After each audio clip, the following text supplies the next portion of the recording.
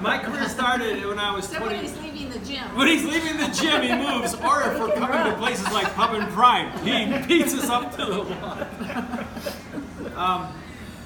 At 22, I walked into a ESL classroom. I was a TA, and I wanted to be an English professor because I thought they were really cool. I was going to have a beard, patches here, and teach at the university. We had major things happen on our campus and in the town, and some folks came up to me after making a long, rousing speech and said, "You ought to come over to the communication department because you got these people really worked up." And I did. I changed my major, and I loved what I do.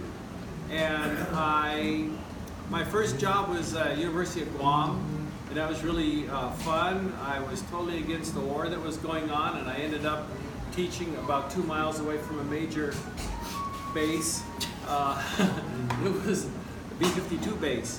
But I left teaching after a number of years at Cal Poly, and you have different ranks, and you're tenured, but I had all that done. But I didn't get a raise one day, and all my colleagues says, "We will go and quit and tell them you're going to lose your faculty." We didn't get a raise for 1 year. I went in and I told my dean, I said, "I quit. If you can't pay me what I'm worth, I quit." He said, "Well, you're kidding." Now, none of my colleagues quit. So it was, I learned that when professors say things, they don't always mean them. But I had a business, a marketing business, and it allowed me to go around the world like I wanted to.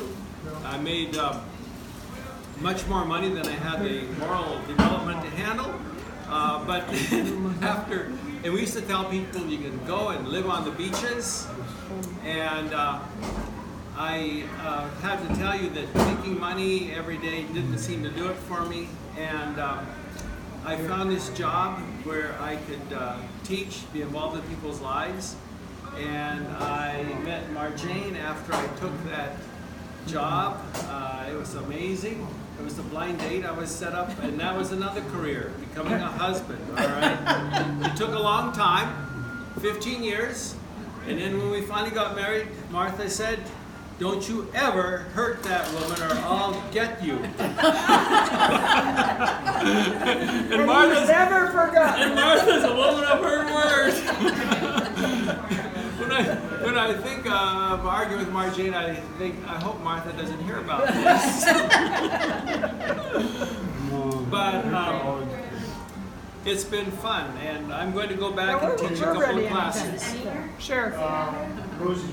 Go ahead, Jim. Well, I've had a lot of fun. My story while I was teaching is I have a student from Vietnam, and it seems like so many of the students from other countries come to my class, and I have to tell you, he was in trouble all the time because his car would run into somebody and he'd lose a tooth, and we'd find someone.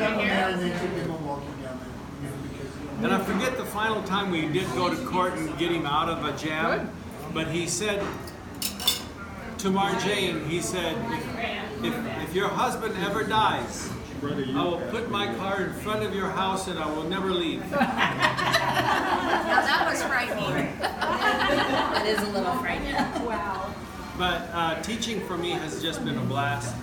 Kind of like Steve recovering. Must be Milwaukee. Those Yes. folks out there.